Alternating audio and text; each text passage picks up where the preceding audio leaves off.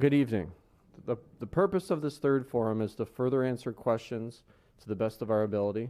Welcome. My name is Mike Pirro, Superintendent of Schools.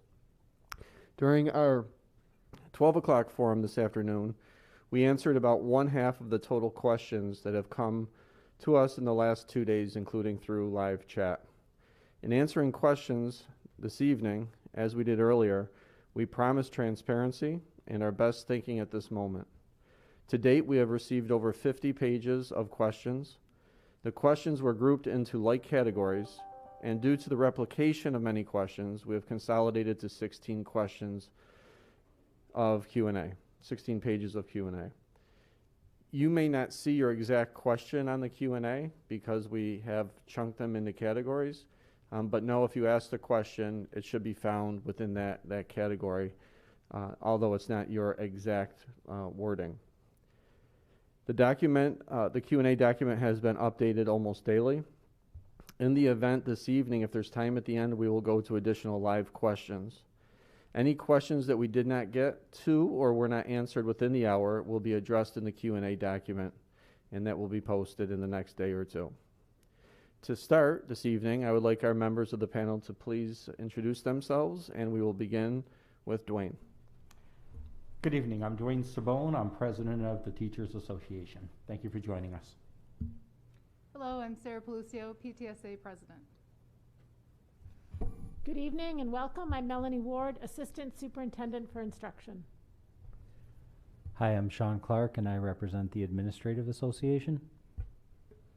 Hi, I'm Amy Thomas and I'm the Board of Education president.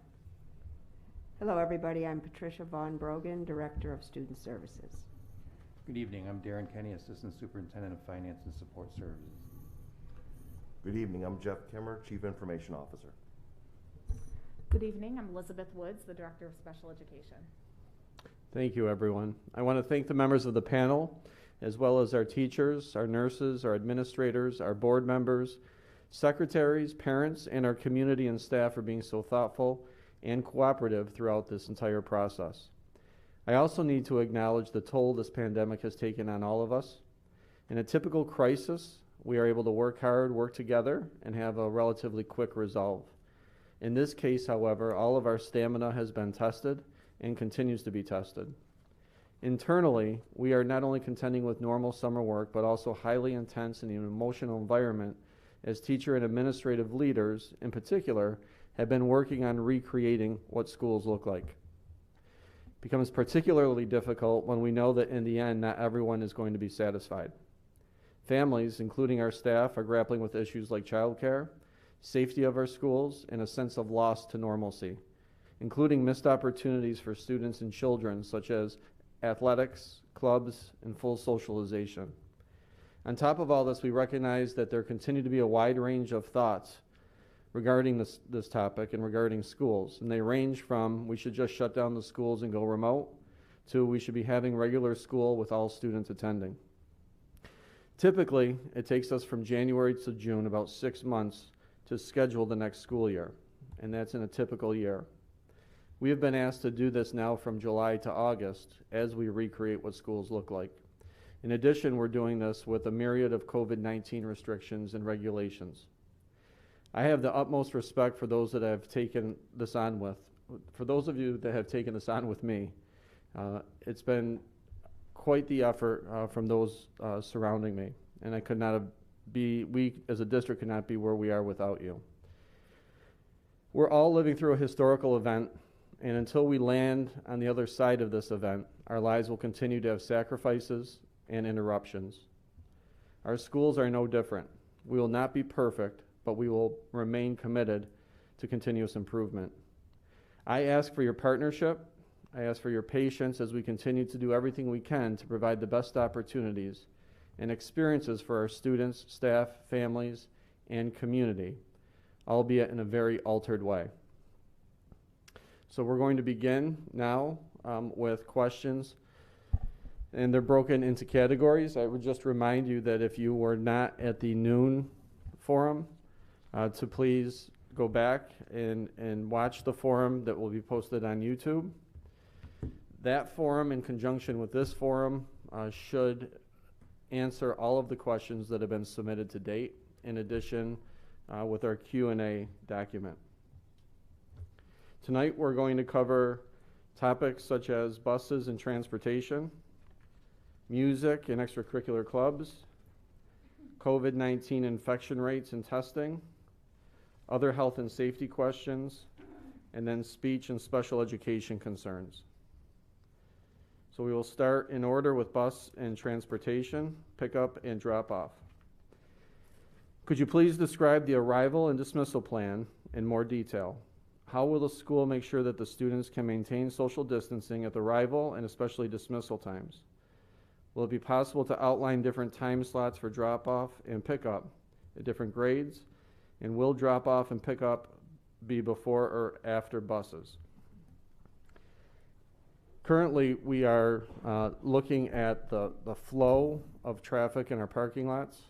We're looking at the times students come in and the times they depart.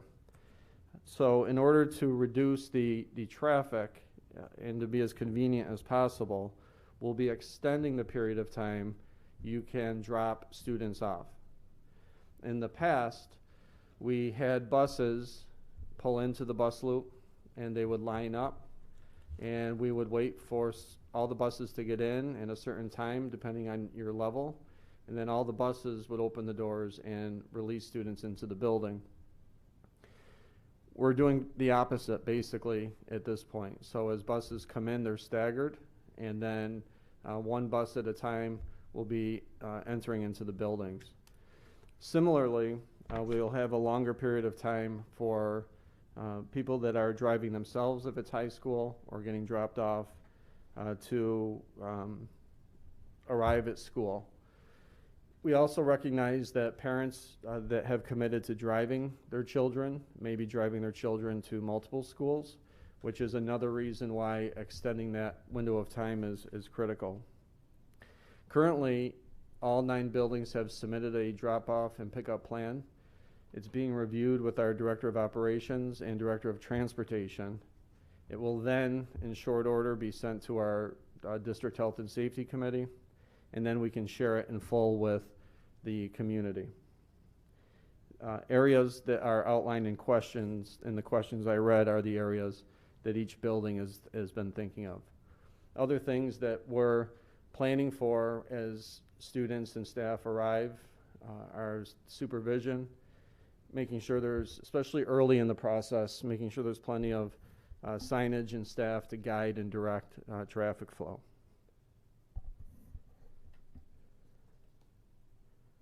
I have 1 child in middle school and 1 in high school. I plan to drive them to and from schools each day, so they will not take the school bus. Can I be guaranteed that they will be in school on different days?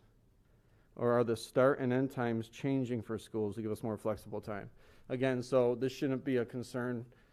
Families will be driving their students basically on the same days, and we've extended the times that they can be dropped off. What is Pittsford going to do if there are not enough buses for the numbers of students requesting buses? This has been very fascinating to try to figure out. We've had conflicting guidance on how many students are allowed on the bus. The one consistent piece of guidance that we've had is that siblings can sit on the same seat. It's our interpretation right now that as we plan the bus schedule, that we would have siblings on the same seat and 1 student assigned to each seat that's not a family member.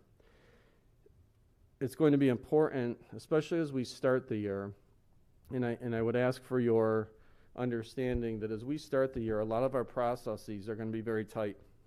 And then as things improve, we'll begin to loosen some of the restrictions. So we will be assigning seats on the school bus, and that's to assist with contact tracing should be necessary. And we'll be spacing students accordingly with 1 student per seat. And that's what we're planning for right now. We have all the numbers that just came in today, basically. And again, I want to thank everyone for submitting their learning models, and then also submitting if you're willing to drive your child to school. We have quite a bit of parents that are committed to taking their kids to school, which helps alleviate a lot of the congestion and concerns with buses and bus drivers. So now we are looking at routes and maximizing the 22 to 30 students that we could put on a 65 student bus, and hoping and believing that we can transport students, that we have enough buses. I can't imagine how this is being dealt with across the state. It certainly is a real dilemma, but we're working through that process right now. What will be the procedures for students who walk to and from school? Be similar. There will be specific pickup directions. It'll be specific doors for them to walk through. We will send, in each building, we'll send out information to parents so that arrives in your home, and you can reinforce to your walkers where the route they can take when they get on campus, what door to enter. We'll have staff outside assisting and making sure that we're directing students in the right doors. We're planning on using multiple points of entry in the school so that we can spread out any types of congestion. My child currently goes to a daycare, preschool. Previously, there had been school buses transporting kids from the daycare to Mendon Center Elementary School and back. Will this service still be operational? Do I have to sign up somewhere for this option? This morning, Dr. Von Brogan and I met with one of the providers for childcare in the morning, and we talked about Mendon Center and other schools and possibilities. And I have to apologize right now because the next phase in all of this is to see what our capacity is to pick students up from a location and drive them to school. So I cannot commit as of Thursday evening relative to our capacity to do that, but in short order, we will be able to have an answer to that. If my child chooses the remote option and it is decided that sports will be allowed, are they allowed to participate? Absolutely. Same with clubs and extracurricular activities. You write that no extracurricular clubs or activities are taking place after school. Does that mean that this is a blanket ban on extracurricular activities and that could take place remotely? Could places like, or clubs like school newspaper, Pegasus, Reality Check, and Drama Club continue? I'm going to go back to we're starting tight, and then we'll loosen the restrictions. We're looking at allowing clubs and extracurricular activities right now that impact the entire building in its totality. So the first phase, we're looking at clubs like the Yearbook Club. We're looking at clubs like Lincoln Web Crew, which provides the orientation and mentorship to other students, and a few others. Once that is defined, we will certainly share that. We're not sure what the school year is going to look like with regards to athletics or with clubs and other extracurricular activities. But to the extent possible, we understand the importance of clubs for socialization, and we want to, where it's safe, to begin to grow the amount that we offer. Has the requirement for gym been eliminated? Can I opt my child out of PE and or music class in the middle and high school levels?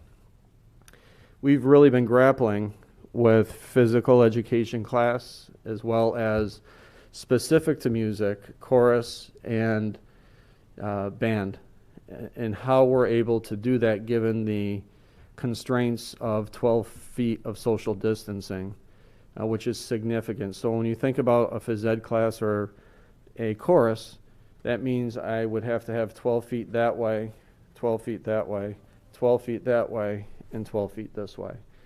That's a lot of square footage to allow it to happen. We're actually, I believe, just yesterday, we received a proposal from our physical education and music departments. We're reviewing them now to see what might be feasible. As far as pulling a child out of physical education, the state has loosened some of the requirements for what we're allowed to do to offer physical education. We will only offer the courses if we can adhere to the guidance. And if we can't adhere to the guidance, we may be able to do something through Zoom or something creatively. So I would ask for you to just hold your thoughts regarding that question, and we're close to having an answer to music and phys ed. Similarly, similar question, can we switch electives? If we're not able to offer something, I believe we will be able to allow you to switch electives where possible. I have questions regarding labs for high school students. Are labs not being required for completing the course? If they are, does that mean the kids in the hybrid models have to be in school to complete their labs? If students have to be in schools for labs, will that take away from their lunches? Please. Thank you. So similar to the flexibility that the state is giving us regarding how we meet physical education requirements, they're giving us some flexibility in how we meet the lab requirements for Regents and AP courses. There is still a 1,200-minute requirement for students to be able to sit for a Science Regents exam, a 1,200-minute lab experience requirement. But we are able to use a balance of in-person labs and virtual simulation labs. Our science teacher leaders at the high schools have been working together on looking at virtual lab experiences, looking to see how much it would make sense for labs to take place on the at-home days in that virtual environment versus scheduling labs in person in school. So I believe we will land where there's a balance of both in-person and virtual labs because we have been granted that flexibility by the state, and scheduling-wise, that's going to be what we need to do to make things work. Switching topics to COVID-19 infection rate and testing.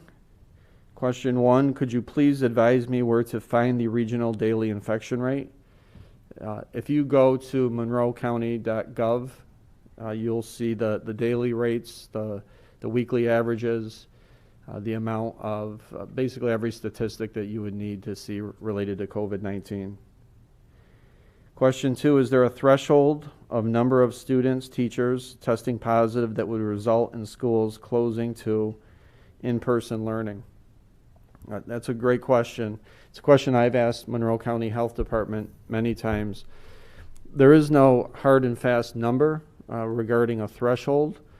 I believe that the threshold really is this something that is contained to a pod? Is it something that is small enough where the county's not concerned after doing contact tracing that the virus will spread in our buildings? I think it's important to understand that when there's a case of infection relative to COVID, a positive COVID case, we assist, we kind of stand down a little bit, and the Department of Health takes over, and we work in tandem. And what I mean by that is we support the Department of Health in contact tracing, which is why it's so critical that we take attendance at every class. Families will be asked, or people potentially that through contact tracing will be asked, where were they at certain times? How long was the exposure to another student? And go through a series of questions, and then the Department of Health will then direct us to, does this seem like a case that's isolated? Does it seem like a case where everyone was 6 feet apart and everyone was wearing a mask? Was this something that was contained to a pod? Does it make sense to send a pod of students home to be cautious? Those are the types of questions that the county health will walk us through. This will also, protocols for that will be posted tomorrow in detail. So you'll see a flow chart that will, I think, provide a good visual for all of us as far as decision making is concerned, and when this happens, what's the next step, etc. Governor Cuomo has given districts until the end of the week to articulate a testing and contact tracing plan. Does the district intend to post a plan for this, or is it of the opinion that its already completed plan satisfies the requirement? In other words, is more specific information about this forthcoming. Since earlier this week, we've received further guidance from Monroe County Health. That document, coupled with additional documentation, will be posted on our website. It should feel to you, I'm hoping, that it does more than satisfies compliance, that it provides you with more information to better understand the process. Here is a scenario question. Imagine a student feels sick during the day and there is a suspect, he might have COVID-19. Is the school going to require the student to be tested? Will the student make sure the student gets back to school only after it has been proven that he or she is not tested positive? If tested positive, will the school require 2 negative tests? Will the school close if someone tests positive for COVID-19? And questions around contact tracing. What I've noticed is a lot of information and processes are evolving. And so I will share with you at this moment, what I have from Monroe County Health Department. And I think it's also important to know that Dr. Von Brogan and myself have both given the Department of Health our cell phone numbers, and any time that there is a suspected case, or a confirmed case from a student or a staff member, we will receive a phone call, and then we will be part of that contact tracing process, and then the decision-making process regarding keeping schools open or not, district open or not, etc. The other part that can happen, there's a lot of different scenarios. There could be cases in nearby districts. There can be trends. There could be an infection rate that increases.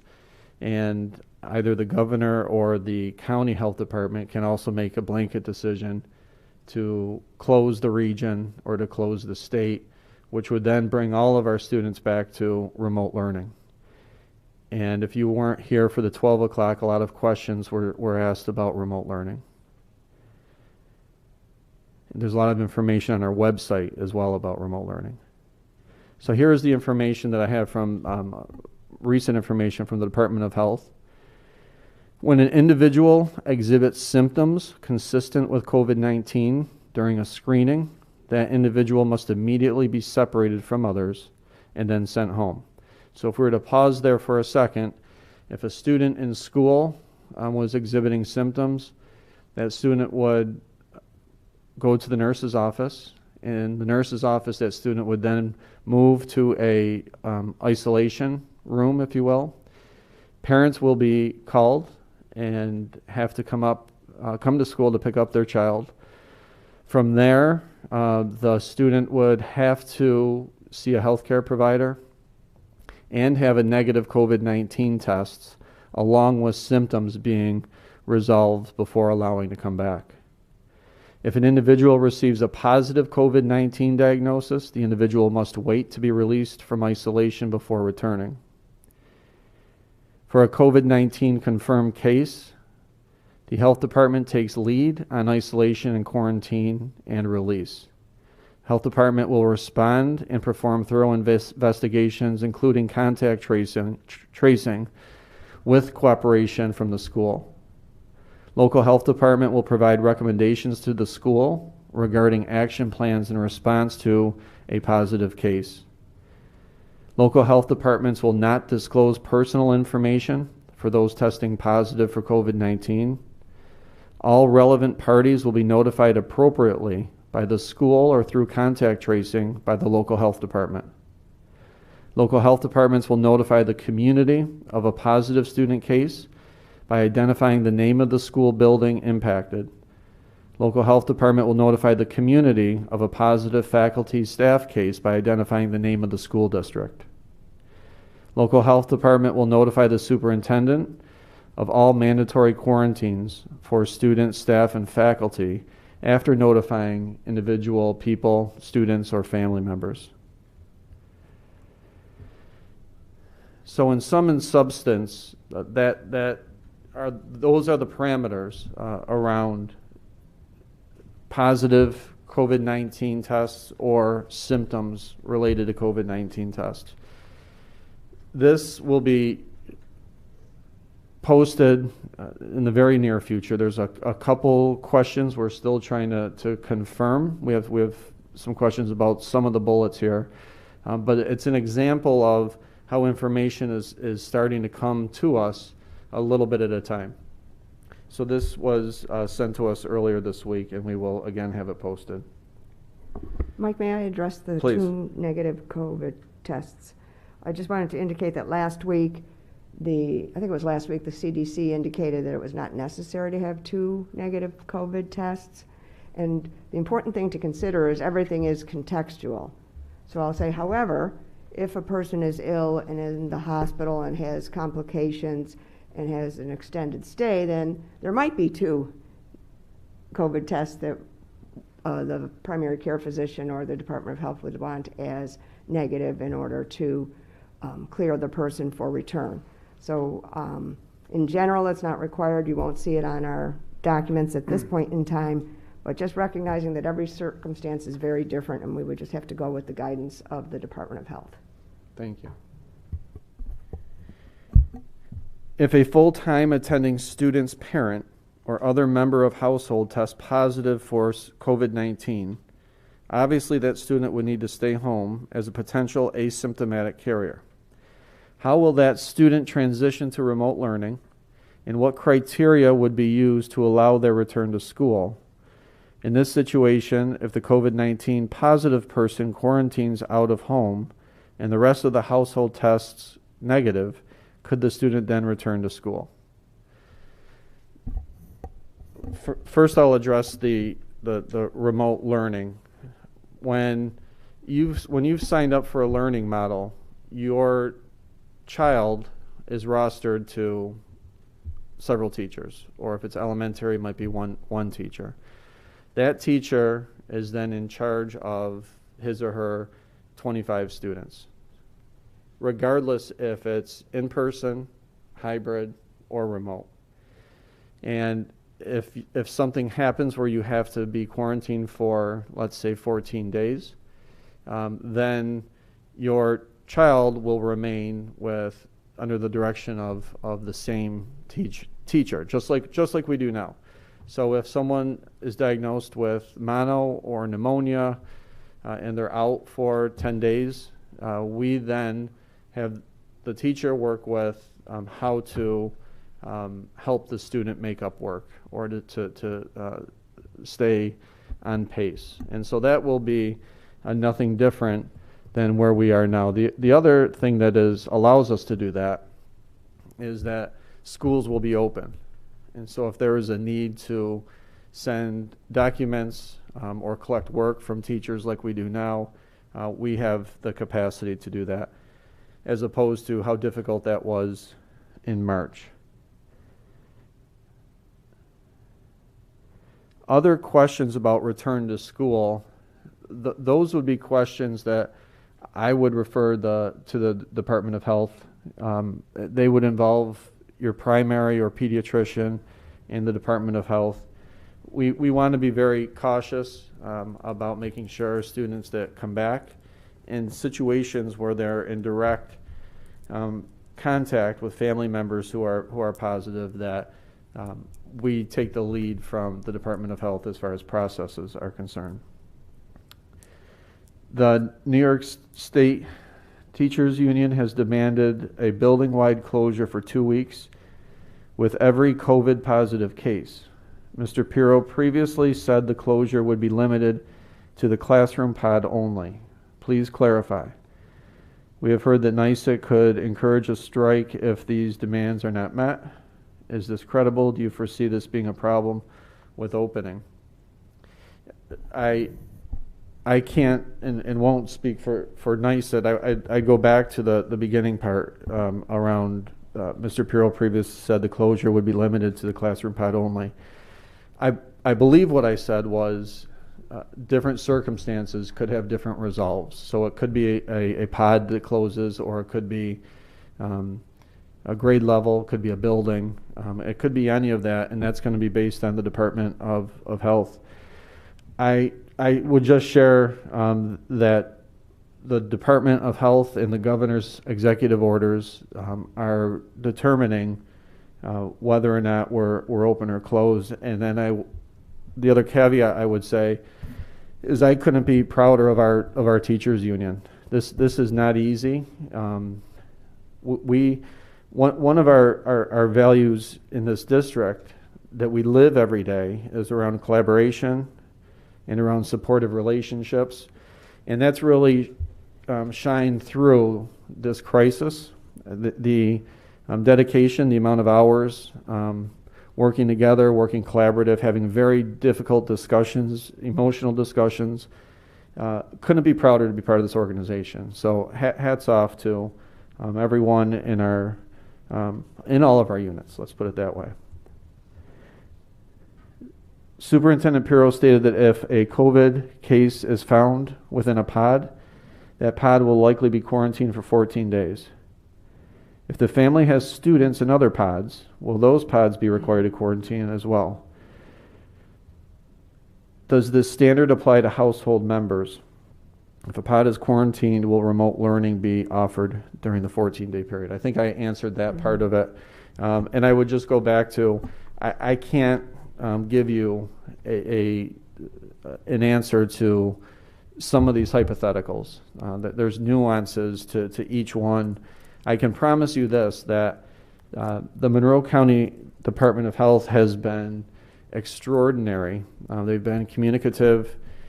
They have helped us tremendously with our plans and have kept us up to date weekly.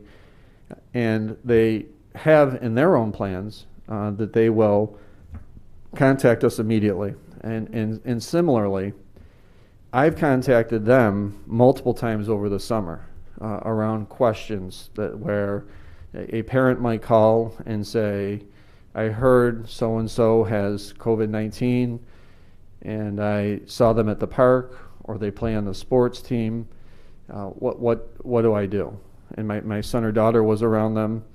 And then I would call the Department of Health, and literally someone picks up the phone, and immediately I'm given guidance around what I need to do. So being communicative, staying in touch regularly with the Monroe County Health is going to be critical, and I have all the faith in the world in their professionalism and their advice. I think we've learned a lot over the course of the last 6 weeks in school, and I believe they have as well. Questions about symptoms. Are students supposed to stay home every time they are not feeling well and not return until they have a COVID test? What if a parent is feeling ill but their child is not? What symptoms will you expect parents to keep their children home for? COVID has so many symptoms that are overlapping with other viruses. Is there a list of symptoms the district will provide? Will every child need to see a doctor before returning to school? Do you want to take a stab at this one first? And actually, just because I'm running out of steam here, can you talk to a little bit about the app? Yes. Okay, yeah. Thank you. So looking at this symptoms, we'll have those on our website. They're the general symptoms that the CDC has outlined, and they're consistent with the requirements that each of us test ourselves before we come in the morning. It includes a fever greater than 100 degrees, coughing, chills. There's a variety of those, and they'll be on the website as well. The issue right now is that if anyone has those symptoms, yes, they should stay home. And the protocol as we know it calls for seeing your medical provider. So, and then after that, it gets contextual again. So if a student has an alternate diagnosis from their provider that may not be COVID, that goes in one direction. However, we need to be mindful that you can have an alternate diagnosis, you could have strep throat, and also have symptoms of COVID. So relating to Mike's conversation relative to being tighter as we start, that's my sense right now from the medical community and the health community, is that we are starting very tight so that we maintain the vigilance around identifying people who may be positive for COVID. So at this point, yes, that's the answer. And we also engage our school district physician. So if the family has questions or we have questions, then we bring in our school district physician as well, and also talk to the health department.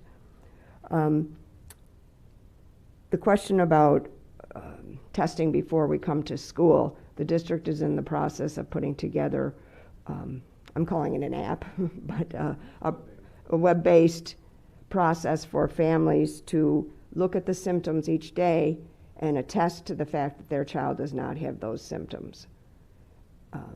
And staff members do that currently. They will continue to do that, and our children will need to do that before they come to school. So it will be an easy process, but it is an important piece of our work here, and the temperature really relates to 100 degrees or more. And temperature checking is part of the responsibility and attestation that we're asking for the parents. And to take that just a little bit further, this has to be done every morning in order for your child to complete school or to go beyond the front door. After a certain time, or I should say, you'll receive daily reminders, morning reminders to fill out the self-screen for each child that has to be done. And should you not, maybe you forget one morning or the morning was crazy, like mine with my kids, then the school will receive an email notification that says Mrs. Thomas did not complete her screening, and then we would have to pull Mrs. Thomas down to the office and then go through a process to make sure she is cleared to go on with the day. Similarly, staff will be doing the same thing. So every adult that works with students and every student will be going through the self-screening process. It is a web-based product that can also be used as an app on your phone. Mike, may I add one thing? Sure. Just there's also immediate notification of to the administrator and the school nurse of any questions that are answered in the affirmative, so that we are able to immediately communicate with families. We are able to identify which children may need to do something else. Okay, we're moving on to health and safety, different types of questions. What are your quarantine protocols? Assuming distance and masking is in place, contact tracing should not be engaged. But are there situations where students would be within 6 feet for more than 10 minutes from students or teachers? I think this is why our plan is as safe as it can be, because there isn't a scenario that's in our plan where students and staff would be within 6 feet without a mask for more than 10 minutes. So if we think about a typical day in the elementary buildings, students will come in, they'll go to their classroom, they'll sit 6 feet apart, they'll have their masks on, the teacher will have his or her mask on, and then every 30 minutes we will allow a mask break. So during the day there will be multiple mask breaks for students. And as far as quarantining protocols go, we don't do the quarantining. It's the county health department that determines quarantining. We will do isolation, which means that when there's a suspected case or symptoms, we will have the student in isolation until the parent can come and pick their child up. We are starting to see reports of many cases of children contracting COVID-19 in other areas of the country. Is there increased concern about in-person reopening? We signed our daughter up for in-person learning, but are getting concerned about these reports. So, that's a tough question to answer. Again, I hate to keep using this, but we speak routinely with Monroe County Health. Dr. Mendoza is on weekly phone calls with us. He feels very good about our rates. We're not seeing spikes. He attributes a lot of that to how responsible our community has been. We need to continue to be responsible. We need to continue the social distancing and the mask wearing. If that happens, then collectively we should be in a much safer position. Some questions about shields and masks. Are plastic face shields considered to be appropriate face coverings in lieu of masks? The answer is no, not in lieu of masks. Given the openings around the face shield, it does not give enough protection. And so if you're wearing a shield, you also should have a mask. There are some scenarios where a shield may be appropriate without a mask, but that might involve a barrier. So in some substance, the masks are what are the most important. And then we have the secondary layer of PPE, which would be the face shields. You want to add anything there? No. Mask use questions. Will masks with vents be prohibited? Yes. They will. Yes. That's another example of how criteria are evolving and changing. And so they will be prohibited. The CDC on August 11th, I believe, came out with that information. Can you rename mask breaks to unsafe breaks or viral transmission breaks to accurately reflect what is being promoted during these breaks? So when I read that question, I understand what your opinion is around masks and breaks, and I feel a strong sense of concern because no one wants their child to be exposed to anything that's bad. So when we talk about mask breaks, it's not take your mask off and run around the classroom. Mm-hmm. It's mask breaks that are purposeful and done in a safe manner. So if we take a step back, one of the things that are in the regulations state that if you're 6 feet apart, you don't need a mask. We are all 6 feet apart and we're wearing masks. So we're being as protective as we can because we don't want to see COVID cases in our district or in any of our buildings. So as we look at taking a mask break, what we mean by that is students in a typical setting could be facing the same way, 6 feet apart this way, 6 feet apart all the way through, and it's something like this. And mask breaks could be 3 minutes, no more than 5 minutes, and we're trying to do that as routinely as possible throughout the day. When I say routine, that means at the lower grade levels, probably every 30 minutes, we have some type of mask break for a couple minutes. And then at the older levels, the secondary levels, we're looking at a mask break, a period, which would be a 3 to 5 minute break over a period of 40 minutes or so. I have a child who has experienced significant contact dermatitis from numerous types of masks. The only one he or she can tolerate is a neoprene one. Will this be allowed? Looking over at Dr. Von Brogen. I have not seen that on a list that says it's not allowed, but I'll certainly double check that for this person. Who is going to be holding the teachers accountable for proper mask wearing and social distancing in the classroom, especially if there's only one teacher in the classroom in the elementary school? I think it'd be wise to rephrase the question. that who is going to hold each other accountable for following rules around COVID-19. We're going to need to trust families that they're taking temperatures and that their attestation is accurate. We're going to trust families that your children are coming to us without symptoms.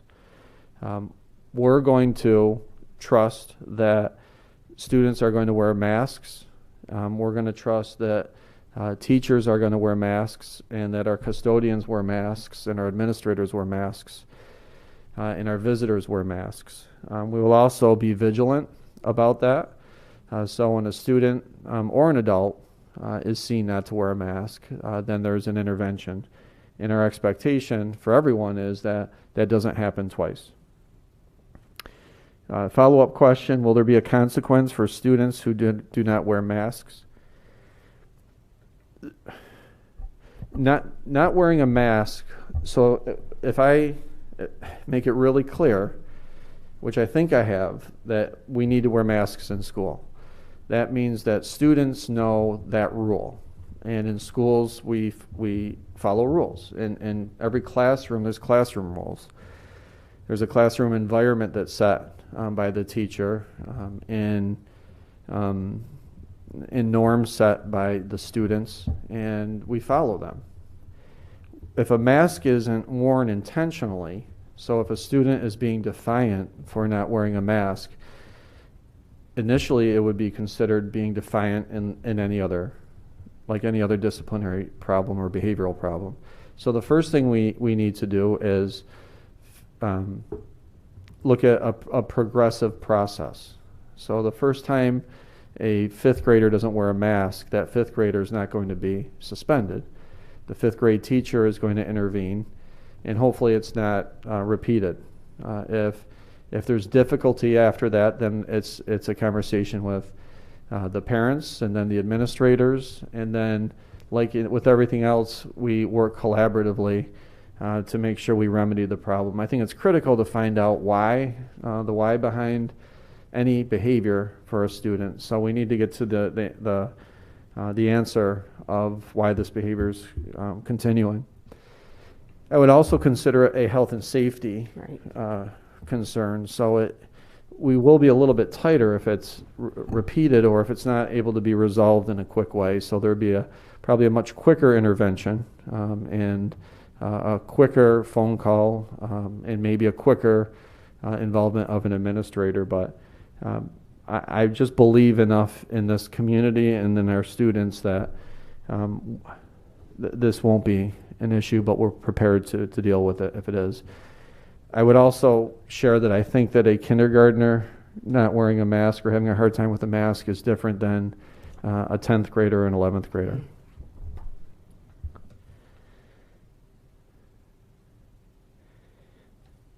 When school resumes in the fall, will bandanas and neck gaiters be considered acceptable face coverings? Last week I ordered gaiters for me.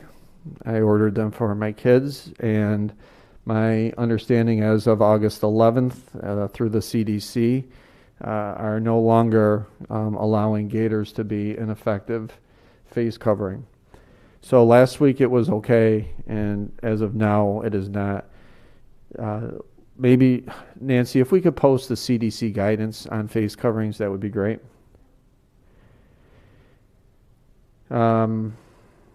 Both our kids wear glasses. The glasses fog up when wearing the mask. What is the protocol if the kids' glasses are constantly fogging up?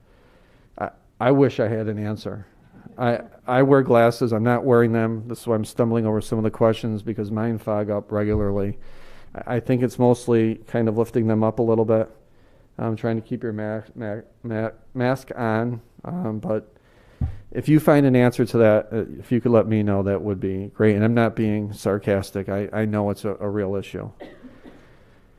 What is the estimated proportion of the day elementary age children will be required to wear face coverings? I think I shared that.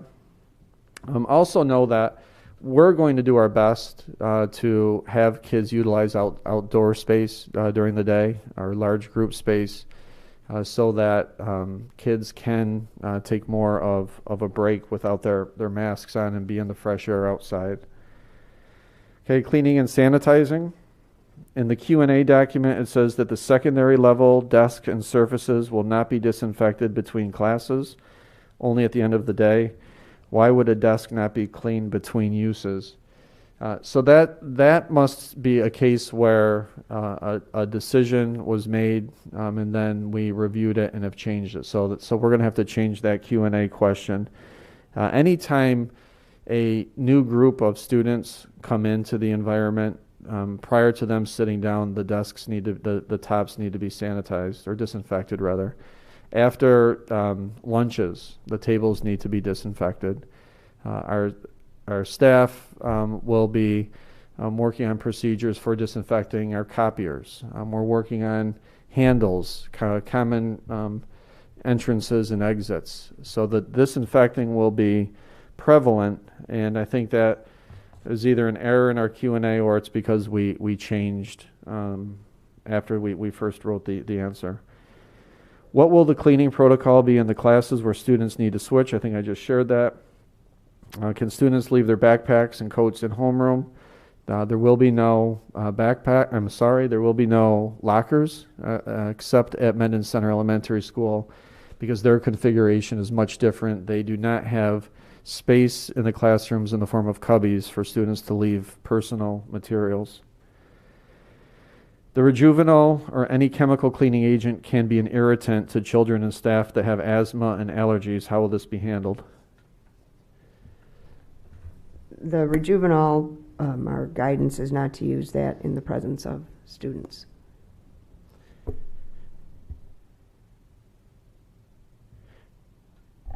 And so the chemical cleaning agent can be an irritant. So I'm assuming that the cleaning agents that we use have a disclaimer. Yes. And the rejuvenol, and Darren, you'll know this better than me, actually the rejuvenol also requires additional time for it to be active, so that would not be the product that we could use in between classes. Okay. Complying with health and safety policies. How many students will be in the classroom for each class? We answered this earlier. I had referenced the earlier forum. With many families often taking vacations right before the start of school, is there anything being done to remind them or ask them to certify that they have followed Governor Cuomo's quarantine? We will be. And actually I need to thank the parents that have already come forward and have shared that with me. I think that's absolutely the type of initiative and sense of integrity that's needed. So we make plans for those families. We're winding down. We have 5 minutes left, and we're into the speech and special education concerns, right? Okay, so I'll read, and then I'm going to send it over to Elizabeth and anyone else that would like to respond. My son is a student at Jeff Road and has ADHD. He falls in the category of not being able to wear a mask for very long without it being a distraction to him and the class. And we will be remote learning this semester. He does not have an official IEP, but was in a We Think program. Will this continue for him or something like it? How will this be assessed? Do we need to fill out the health and dental forms if he is not learning in person this semester? It might be both of you. Sure. So our speech language therapists at the elementary level provide both special education and general education services. The general education services they provide are called speech improvement, which is what the We Think program would fall into.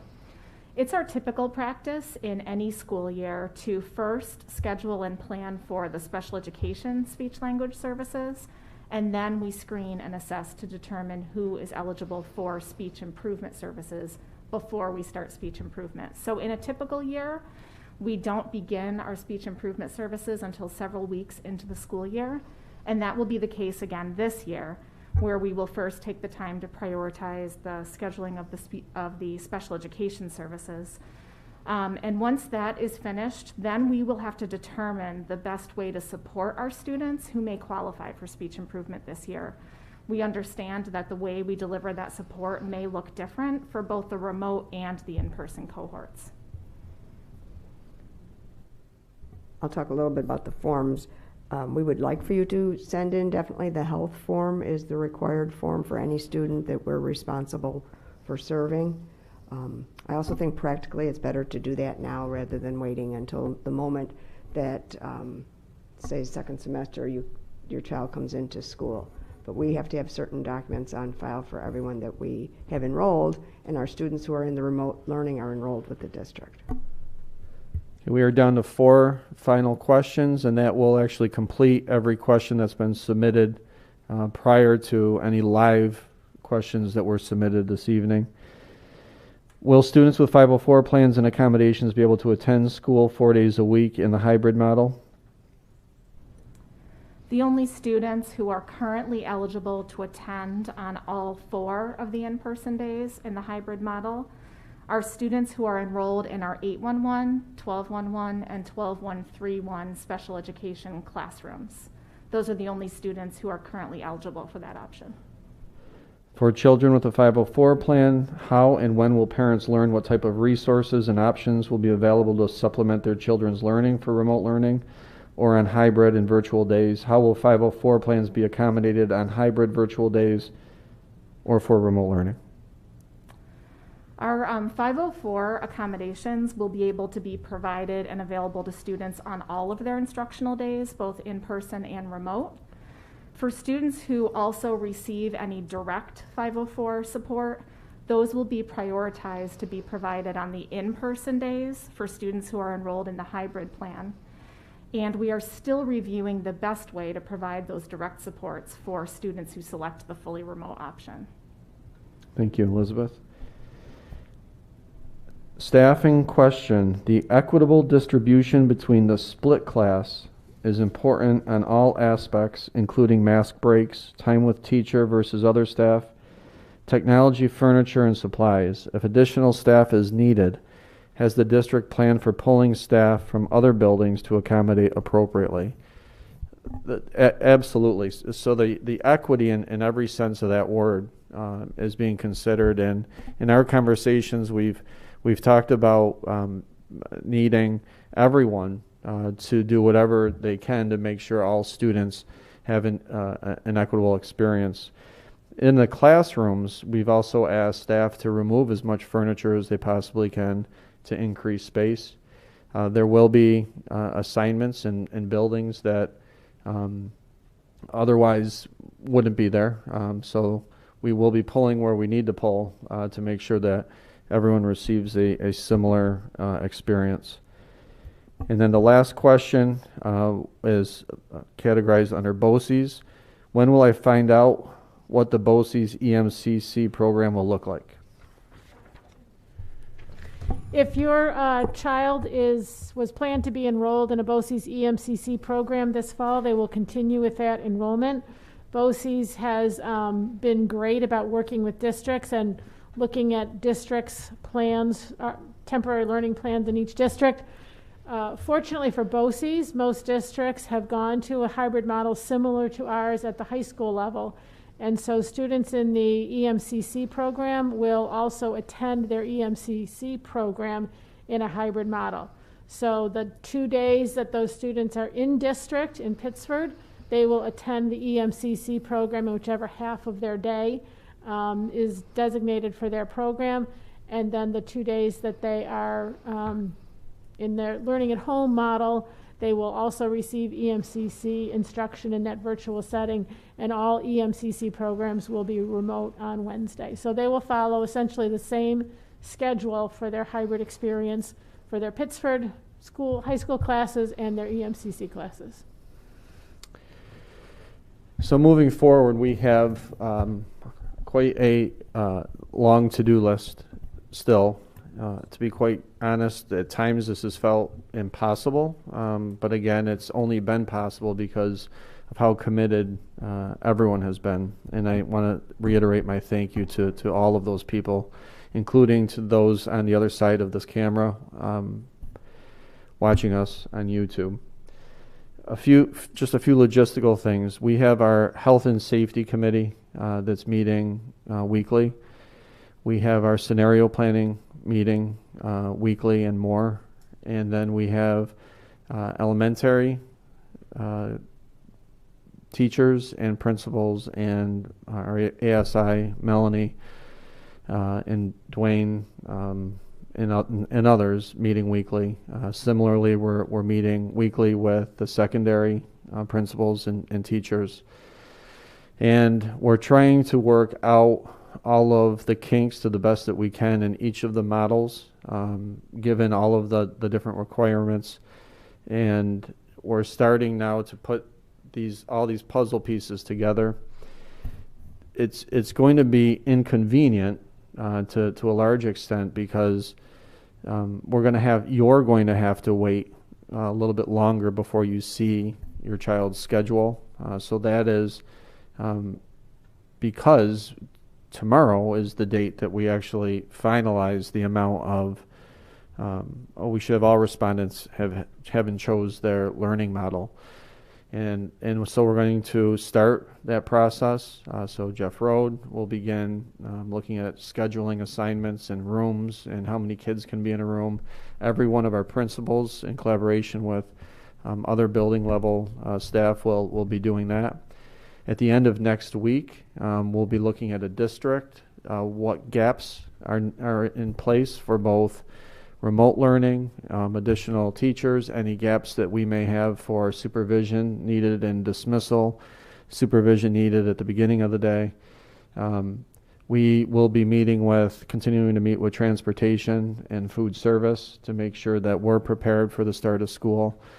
We're meeting with PTSA, and they have been wonderful to see how they've been asking the question, how they can support us.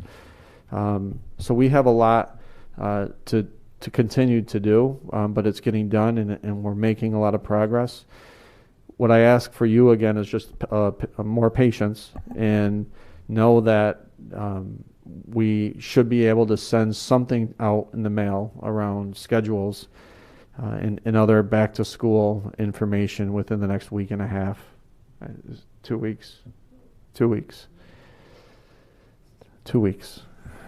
It's hard. It's hard, but what we don't want to do is to send something and then realize that we have to redo it. So I want to thank you all. Thank you for your questions. Thank you for your tenor. Thank you for all of your emails and for your support. And thank you for remaining positive during a time when it's real easy to be cynical. It means a lot to all of us, and your support really helps us do our work better. So with that, thank you to our panel, and look forward to communicating back with you in the near future. Thank you.